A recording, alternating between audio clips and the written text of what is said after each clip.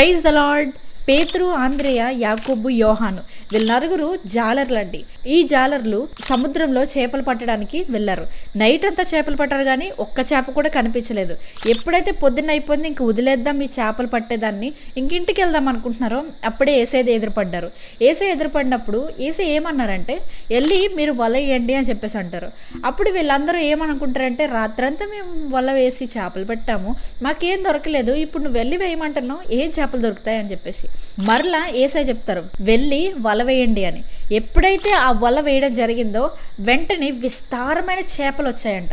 నేనేమనుకుంటానంటే, ఈ జాలర్లు వెళ్ళి ఆ వలేసారు కదా, వలేసినప్పుడు ఆ చేపలే వాటంతటా అవే వచ్చి ఆ వలలో ఇరుక్కున్నాయి అనుకుంటా. ఎందుకంటే దేవుడి మాట సెలవిస్తే ఎవరైనా దానికి లొంగాల్సిందే, ఎవరైనా పని చేయాల్సిందే. నినేవే పట్టణానికి దేవుడు వెళ్ళమన్నప్పుడు యోనా చాలా తప్పించుకోవడానికి ట్రై చేశాడు, కానీ తప్పించుకున్నాడా? లేదు, చేయలేకపోయాడు. అలానే మన జీవితంలో కూడా దేవుడి ఆజ్ఞ అంటే ఆజ్ఞే, మనం చెయ్యాల్సిందే.